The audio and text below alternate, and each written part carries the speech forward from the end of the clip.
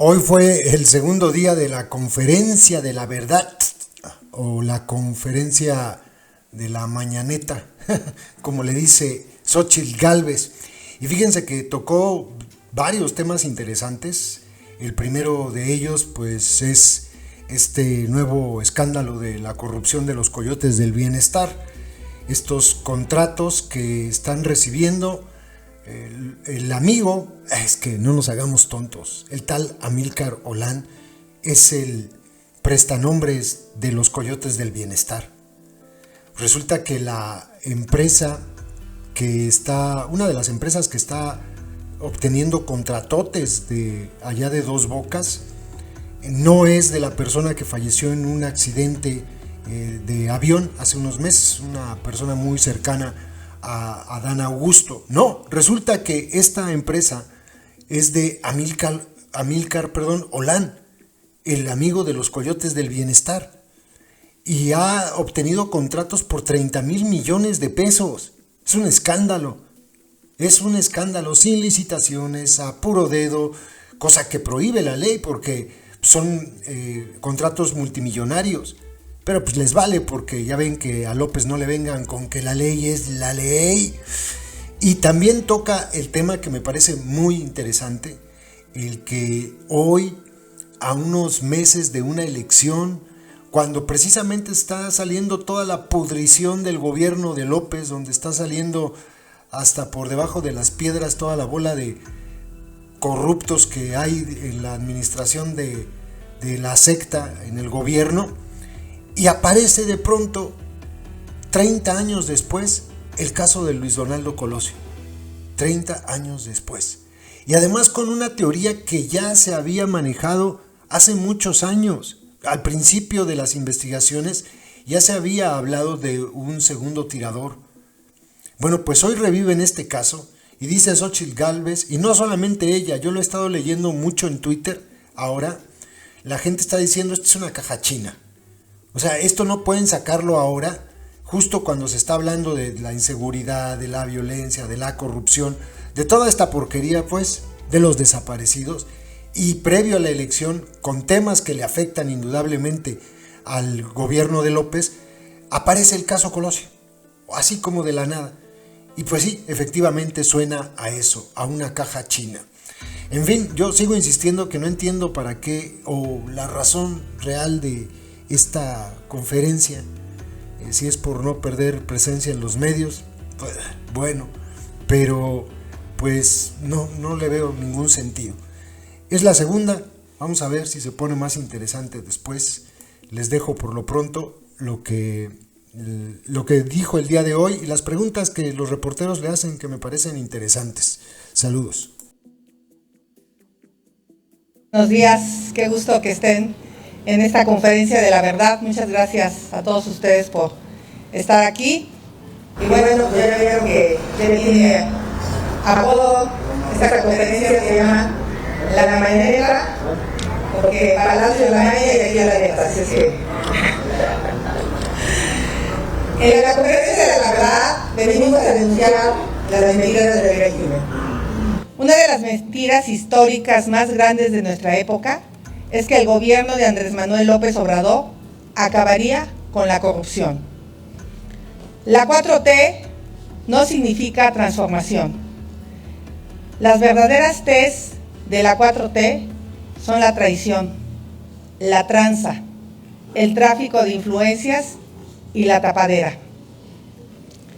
La traición es la primera T. Se traicionó a los ciudadanos que estaban cansados de los escándalos de corrupción del pasado y en 2018 votaron con la convicción de que AMLO resolvería el problema. Después de 5 años, ¿ustedes creen que acabó la corrupción? AMLO traicionó su promesa cuando persigue a los opositores y perdona a los corruptos.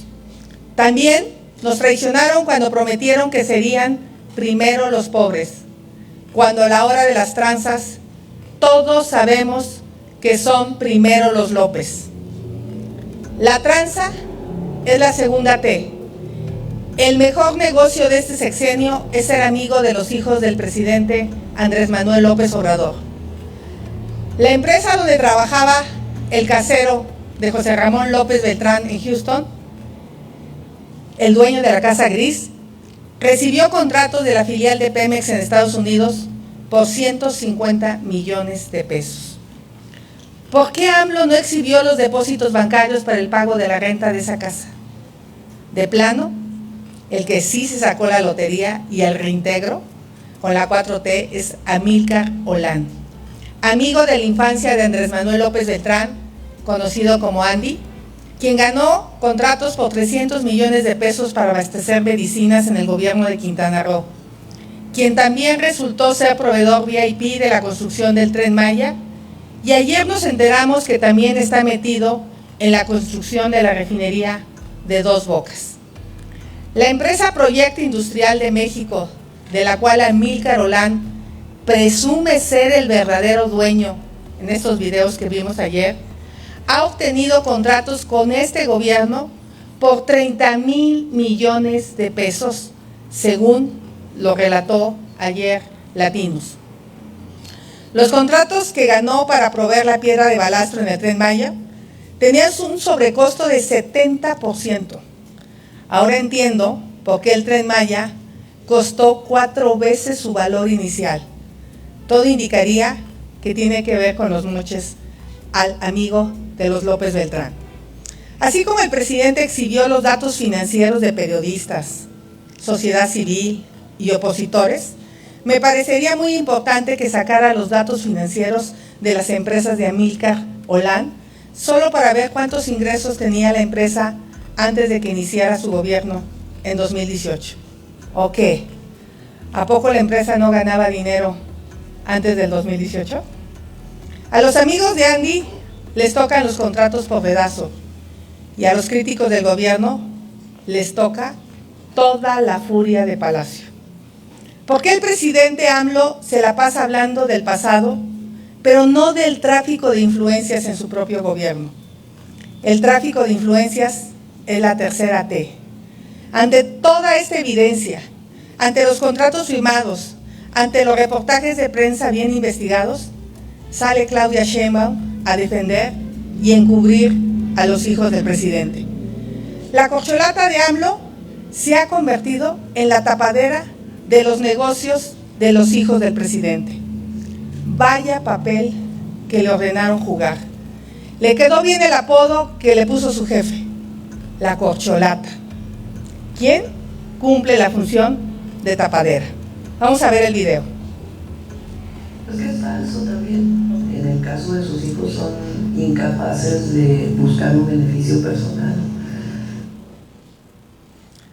A juzgar por el video, los hijos de López Obrador son incapaces del beneficio personal, pero sí muy capaces del beneficio de su clan. La tapadera es la 4T. La tapadera es la cuarta T. Conclusión: las 4T son traición, tranza, tráfico de influencia y tapadera. ¿Se imaginan qué México tendríamos si el presidente López Obrador se enojara con la corrupción de su gobierno como se enoja con los periodistas independientes? A la hora de hacer negocios con la compra de medicinas y la obra pública, no se les olvide, en este gobierno son primero los López. Empezamos con las preguntas y respuestas. Arrancamos con Arturo Cerda. Gracias, buenos días, ingeniera. Su opinión respecto de estas...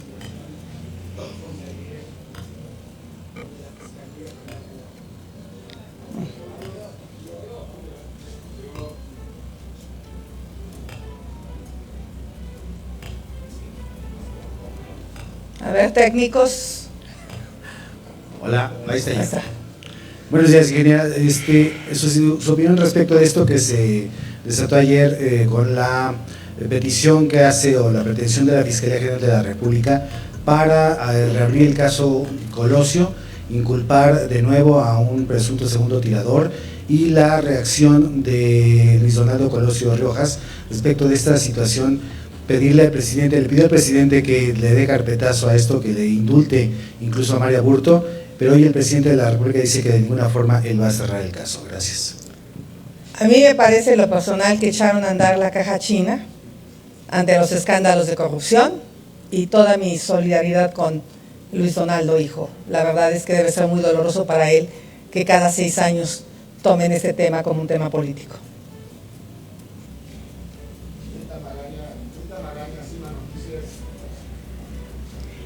Ingeniera, buenos días. Yo le quisiera preguntar sobre la agenda de las mujeres. Más allá de las propuestas, más allá de los tópicos de feminicidio y de madres buscadoras, ¿cuál sería la innovación que podríamos tener en su mandato, las mujeres? Recuerda que no puedo hacer propuestas, pero te voy a hablar un poco de la agenda que yo he tenido a lo largo de mi vida como funcionaria pública. Obviamente el primer tema es las mujeres indígenas. Cuando yo llegué al gobierno de Fox, muchas mujeres no tenían agua potable, electricidad, muchas mujeres no podían ir a la universidad, pues no todo el mundo puede salirse de su pueblo, irse a las ciudades. Se crearon 10 universidades, se hizo el mayor programa de infraestructura, porque a medida que haya agua, las mujeres no acarrean el agua en las comunidades rurales. A medida que haya electricidad, las mujeres no tienen que moler el metate ni lavar la ropa a mano. Podrían hacerse de algún día de una licuadora al menos. Entonces, para mí el tema de la infraestructura es muy importante, fue muy importante, se hizo un programa sin precedentes. El segundo tema en el que yo he luchado mucho es la independencia económica de las mujeres. El hecho que una mujer no tenga los recursos para salir adelante hace que soporten muchísimos temas de violencia. Pero obviamente este tema tiene que ir acompañado, lo que fueron las casas de la mujer indígena, 40 casas que se impulsaban los derechos humanos de las mujeres, sobre todo en Guerrero, donde las niñas pues muchas veces eran dadas en matrimonio contra su voluntad. Desafortunadamente estas casas de la mujer indígena les han reducido el presupuesto, y creo que es muy importante, sobre todo en las mujeres rurales, indígenas, en condición de pobreza, pues este empoderamiento para que conozcan plenamente sus derechos. Y en el Senado, de las cosas que más impulsé fue el Sistema Nacional de Cuidados, que obviamente es indispensable. Mientras las mujeres tengan que hacerse cargo de niños, de jóvenes, de los adultos mayores, de las personas con discapacidad, difícilmente las mujeres pueden tener un empleo bien remunerado. Necesitamos horarios flexibles. Otra de las cosas que impulsé como senadora fue los derechos laborales de las trabajadoras del hogar. 2.400.000 mujeres no tenían seguridad social. Entonces, para mí ha sido un tema de compromiso, en su mayoría son mujeres las trabajadoras del hogar, y obviamente el tema de la violencia. Es un tema donde la impunidad lleva a que se cometan estos tipos de delitos. Justamente hay una persona, que no voy a dar el nombre para protegerla, que tiene 3 años afuera de la Secretaría de Gobernación, que ha pedido mi ayuda, y cuando me narró el día de ayer su historia de cómo mataron a su hija en Guerrero, justamente de 14 años, cómo la destazaron, la violaron y se la fueron a dejar cerca de su casa, y 3 años después no encuentra justicia. Creo que el tema más grave de la violencia pues es la impartición de justicia, y la impunidad genera que los hombres se sientan con la posibilidad de matar a una mujer sin que pase nada. Entonces, para mí serían como los temas. Los narro así porque más bien hablo de mi experiencia, no de mis propuestas. Mis propuestas las van a conocer a partir del 1 de marzo. Melina Ochoa, 1TV. Muy buenos días. Melina. Acá atrás, candidata. Primero preguntarle, el PRI el día de hoy le dará entonces la constancia como candidata presidencial, o va a acudir a usted al CEN del PRI, o cuándo sería este trámite. Y la segunda sería su opinión sobre la salida de Andrés Roemer de la cárcel en Israel. Lo consideran una persona no peligrosa. ¿Cuál es su opinión sobre esto? Primero decirte que el día de hoy voy a la reunión plenaria. La entrega de la constancia como candidata se pospuso, Primero vamos a tener el día de hoy la plenaria, estaré con los diputados federales del PRI. Y respecto a Andrés Roemer, yo diría que yo siempre le voy a creer a las mujeres. Para mí es muy importante pensar que todas estas mujeres que vimos en los medios de comunicación contando estas historias de terror no sean ciertas. Eso para mí es importante aclarar. Yo le creo a las víctimas, en este caso son mujeres. Ya el proceso legal de cada gobierno, muchos gobiernos tienen la prisión preventiva solo cuando piensan que es una persona muy peligrosa. Para mí sí sería una persona peligrosa, pero eso es el criterio de cada gobierno y lo respeto, pero para mí primero las víctimas. A mi agenda.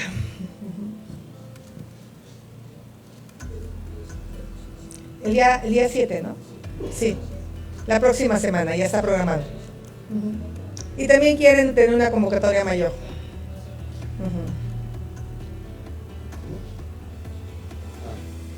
Karina Aguilar, 24 horas. Karina. Gracias. Hola, buenos días. ¿Cómo está? Preguntarle, ¿considera que se está usando políticamente una vez más el nombre de Colosio y sobre todo en medio de esta elección y sobre todo en una semana donde usted sube en las encuestas? ¿Es ruido que se quiere seguir generando desde Palacio Nacional? Yo ya lo dije, Karina, sí me parece que es la caja china, ya la conocemos. El presidente es un maestro para salirse de los temas que le incomodan. Tuvimos un fin de semana muy violento, tanto en Baja California como en Chihuahua, en la parte de Ciudad Juárez. Entonces, pues él no quiere que se hable de los problemas del país, él lo que quiere es que se hable pues, de los problemas que él pone en la agenda. Y insisto, 30 años después, cosas que ya fueron juzgadas, hoy me parece que responde a la famosa caja china, insisto. Y por otro lado, preguntarle, ¿confía en los trabajos que se hicieron de reparación y reconstrucción de la línea 12 que hoy se reinaugura? Me parece que tocas un tema muy importante, porque a 2 años y medio o más de 2 años y medio, el día de hoy no hay una persona responsable de la caída de la línea 12 del metro. No hay nadie en la cárcel por esta situación y nos quedamos en que había habido problemas con el diseño, problemas con la construcción, problemas con la supervisión y problemas con el mantenimiento. O sea, hay demasiados funcionarios involucrados. Yo en lo personal, el año pasado estuve en la línea, se ven bien los refuerzos, creo que es acertada la parte de estas columnas que se pusieron para evitar que se colapse nuevamente uno de los puentes. Yo sí creo que al haber participado diferentes colegios de ingenieros, hoy está mejor que como estuvo, pero alguien nos tiene que explicar por qué esto no se hizo después del sismo del 17, cuando ya se habían reforzado un par de columnas con este método. O sea, eso que se hizo en el 17 se debió haber hecho en todo este tramo elevado y hubiéramos evitado la muerte de 26 personas. Entonces, yo en esta ocasión sí confío en los ingenieros que participaron. Sí. No tiene que haber una reinauguración con bombo y platillo. Tiene que haber gente en la cárcel. Y no se nos olvide que la señora Sheinbaum era la jefa de gobierno cuando la línea 12 del metro se cayó. Es una cosa, de verdad que es una tragedia el que se hayan muerto 26 personas por la ineptitud, otra vez, por la falta de mantenimiento. Eso fue lo que pasó. Esa línea tenía ya la flecha fuera de la norma y era a simple vista que ya se había pandeado y eso estaba generando un desplazamiento que llevó al colapso. Y también los propios conductores decían que pasar por ese tramo significaba una serie de vibraciones, de ruidos, y tenían que bajar la velocidad y nadie hizo nada. Y eso al día de hoy sigue sin que se haga justicia a las víctimas. Entonces, lo único que deben de hacer es abrirla y no ir con el listón, y los mexicanos les tenemos que exigir que castiguen a los responsables, sea quien sea, trátese de quien se trate. Félix Muñiz, Punto Aéreo. Gracias por acá. Buenos días, candidata. Buenos días a todos. Preguntarte, al parecer el presidente López Obrador va a cumplir lo que dijo, es decir, mandar al diablo las instituciones. Y si manda al diablo las instituciones, entonces, según los expertos, dicen que la democracia se basa en 4 patas. No sé si le está quitando una pata a la democracia, sería mi primera pregunta, Xochitl. Pues obviamente el presidente mandó al diablo a las instituciones desde el primer día. Desde el momento que decidió no dialogar con los legisladores de oposición, nosotros nunca tuvimos la oportunidad de platicar con el presidente. Creo que pudimos haber resuelto de manera conjunta muchos de los problemas, porque sabía que con su mayoría tenía totalmente controlado a los diputados y senadores de Morena. Solo nos buscaban cuando deseaban hacer una reforma constitucional y muchas veces para intentar coaccionar nuestro voto, no para convencernos, sino para amenazarnos. En otro momento, la Corte ha sido pues, el último reducto del contrapeso. De hecho, en este momento se están debatiendo varios temas importantes de reformas que se aprobaron y que hoy pueden, o estos días, van a ser, pues obviamente, echadas para atrás porque no se cumplieron los procesos tanto en el Congreso como el contenido de estas reformas violan la Constitución. Entonces, por supuesto que lo que está en juego en la próxima elección no solo es una elección, es la división de poderes, es la democracia y obviamente si habla de los ciudadanos, pues no quiere saber nada de ellos, le molestan. La parte ciudadana la ha atacado desde el primer día. Él solo cree en un gobierno autoritario. Y mi segunda pregunta es, hace unos días escuché a Marcos decir que el presidente no va a reconocer su derrota. ¿Qué va a pasar entonces? ¿Qué medidas se van a tomar? ¿Crees que te quieran descarrilar? ¿Se robarán urnas? ¿Volveremos a la época de las antiguas elecciones? ¿Qué pasaría ahí? Pues yo el llamado que le haría es a los ciudadanos. Acuérdense que esta elección la hacen los ciudadanos, son los funcionarios de casilla, son los que participan, además de los partidos, que cuando les llegue la invitación, porque va a haber un sorteo por apellido, que acepten participar para que ellos sean los que cuiden la elección. Y pues a mí que el tribunal que califica la elección lo haga más allá del berrinche que haga el presidente, pues ese sí, ni modo que se aguante. Y ya finalmente, ya sé que no estás en el Senado, pero se vienen 3 reformas que ya anunciaron, la del Poder Judicial, la electoral y la de órganos autónomos. ¿Crees que pasen esas reformas?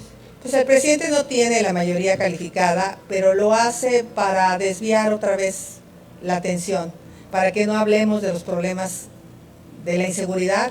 Ayer vi la repetición de la entrevista que le hizo Ramos, es increíble cómo con los datos, y miren, sin ponernos de acuerdo Ramos y yo, hablamos de lo mismo el día de ayer, de las personas fallecidas promedio cada mes, y lo único que yo vi es que este gobierno se conforma con resultados mediocres. O sea, pues hablar que se redujo de 93 a 85 es un resultado mediocre. Los mexicanos, además él se comprometió a que la iba a reducir en 50%, palabras de él, y ahora se le olvida. Entonces, para no hablar de esos temas, pues habla de estas reformas. Él sabe que no tiene la mayoría calificada, pero aún así las manda pues, para polarizar y para desviar lo que está pasando con el campo, con la salud, con la megafarmacia que no funciona, con la falta de medicamentos, con los homicidios en todo el país. En fin, yo creo que ese es el tema que él trae. Alma Muñoz, La Jornada. Gracias. Hola. Quiero insistir con el caso Colosio, preguntarte. El presidente dijo en la mañana que no le puede dar carpetazo porque se trata de un magnicidio. Entonces quisiera que abundaras un poquito más en la respuesta, por favor. Y a mí en la fiscalía habla de un segundo tirador. Entonces, ¿cuál es tu opinión? Mira, la verdad de las cosas es que yo la información que tengo es por lo que veo en los medios de comunicación. Esa teoría ya se había agotado en su momento. Yo en este momento sí creo que sacaron la caja china, perdón. Y el propio Luis Donaldo pues habla de que cierren. 30 años después va a ser muy difícil saber exactamente qué pasó. Si no sé, ¿por qué no lo hizo en el primer año de su gobierno? ¿Por qué lo hace hasta ahora de cara a la elección? Esa es la sospecha, ni modo. Mi opinión es que es una caja china y que pues la persona más interesada en este tema es Luis Donaldo.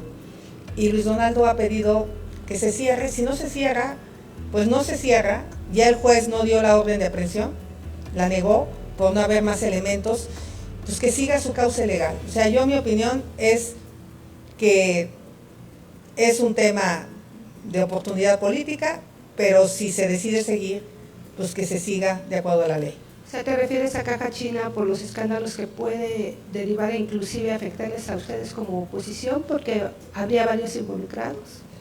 Pues no sé, yo realmente una vez que conozca los escándalos puedo dar mi opinión, pero yo nunca voy a salir a defender lo indefendible. Si hay alguien involucrado en un caso de corrupción, que se investigue y que se castigue, trátese de quien se trate. Nuevamente se menciona al exsecretario de Seguridad Pública de Felipe Calderón, a Genaro García Luna, involucrado en este asunto. ¿Tú pedirías que se investigue hasta donde dé, incluyendo al expresidente? Que se investigue lo que se tenga que investigar. ¿Qué tendría que ver Felipe Calderón en este caso? Todavía ni estaba de presidente. Genaro García Luna, pues está en la cárcel, ¿no? Si hay alguna prueba, pues será la autoridad la que lo deslinde, pero yo nunca voy a defender a Genaro García Luna, ten la certeza. Gracias. Y la otra pregunta que tengo es, hablas mucho de la ciudadanía, son unas elecciones en las que los ciudadanos van a elegir. Sin embargo, se ha visto que en las listas de los partidos lo que faltan son muchos ciudadanos que van a ser postulados como candidatos. Ya están en las listas de todos modos. ¿Esto afecta o no todo el proceso? Tú has dicho que si hubiera sido tú la que decidiera, pues habrías puesto a más. Hay otros partidos como el Partido Verde que se está fortaleciendo con la salida de militantes del PRI. Entonces también preguntarte el asunto, por favor. Pues mira, el Partido Verde se lleva personajes justo para que no enfrente procesos legales, porque este gobierno lo que hace es perdonar a los corruptos, pero se los lleva a sus filas y los santifica, la verdad. Hay personajes que deberían de ser investigados, como el gobernador de Hidalgo, que tenía un escándalo de la estafa siniestra, muchos alcaldes involucrados con la compra de insumos para el COVID, que el propio gobierno les entregó las empresas con las que tenían que comprar, y de manera mágica se pasa de embajador y ya, se acabó el escándalo. Así ha funcionado este gobierno. Aquel que está con ellos le perdonan la vida, y quien no está con ellos lo investigan. Por eso a mí me gustaría que se investigara al menos el tráfico de influencias de Amílcar. Es evidente que hay millones de pesos de contratos a su favor, sin licitar, por adjudicación directa en el Tren Maya, en Dos Bocas, y que creo que los mexicanos deberían de conocer la verdad. Que el presidente exhiba en la mañanera todos los contratos de Amílcar del 2012 que se creó la empresa hasta esta fecha. Creo que él lo puede hacer, él tiene acceso a la información del SAT, como ha tenido acceso a la información de periodistas, de empresarios, de ciudadanos que se le ponen al brinco. Entonces, mi respuesta sería que se investigue lo que se tenga que investigar. Últimas dos preguntas, Jorge Chaparro, Mega Noticias, y para terminar, Araceli Rivera, del Financiero. ¿Qué tal? Te quiero preguntar, hablas de un talón de Aquiles en el Poder Judicial, en la impartición de justicia. Dices que es la parte más débil o donde se refleja más el daño hacia la ciudadanía. Esto coincide mucho con la posición que tiene el presidente Andrés Manuel López Obrador. La pregunta que tengo que hacerte es, en este análisis que ha realizado, ¿se tomó en consideración el trabajo que realizan las fiscalías? Porque nadie habla de las fiscalías, y las fiscalías hacen un trabajo verdaderamente pues, que deja mucho que desear.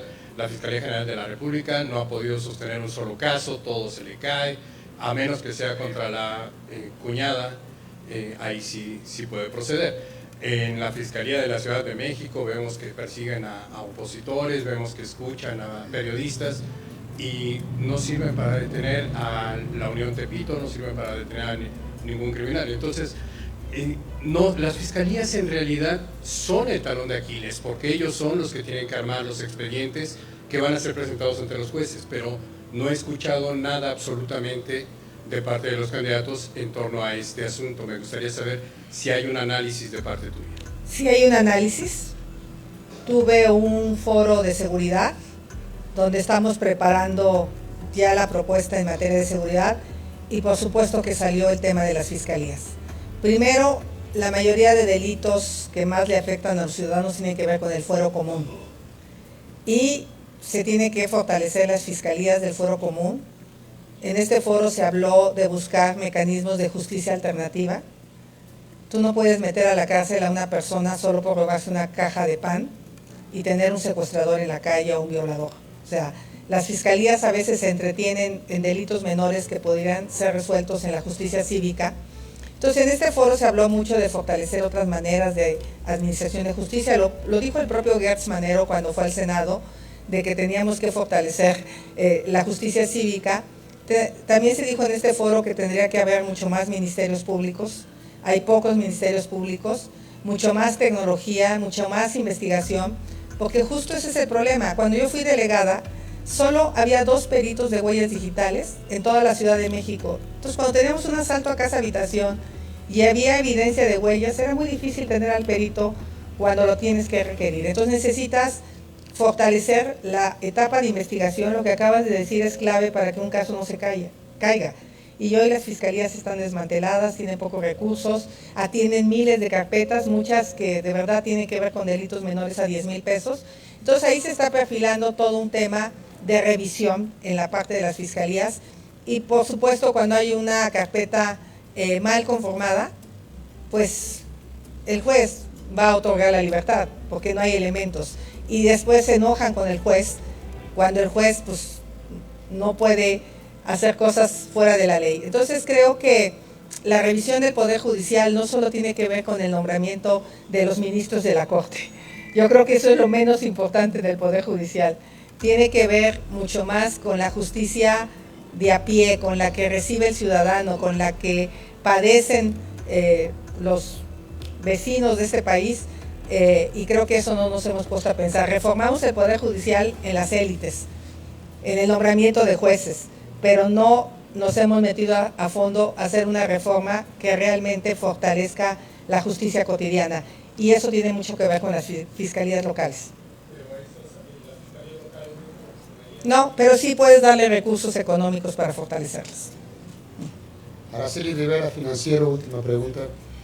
Candidata, hoy por la mañana en la conferencia del presidente, el director del IMSS, Zoe Robledo, responsabiliza a los medios de comunicación de estar haciendo estas notas con mala intención cuando dicen que la megafarmacia no está funcionando. Él aseguró que hay más de 2.4 millones de medicamentos y que sí funciona. Su opinión, por favor. Pues si funciona no se debe de preocupar, los ciudadanos van a estar contentos. Pero yo la verdad creo que los medios de comunicación reflejan los problemas. Realmente no hay medicamentos. Ustedes le pueden dar nombre y apellido a la persona, porque inclusive hay medicamentos que están escasos. Los medicamentos psiquiátricos están escasos, no para el IMSS, para todos los ciudadanos. Entonces, yo diría que más que culpar a los medios de comunicación, pues entiendan que la solución no es poner una megafarmacia. La solución es que el titular del IMSS tenga los medicamentos en los estados, en las clínicas, y se los doten a las personas. Que la gente no tenga que hablar a la megafarmacia para recibir el medicamento.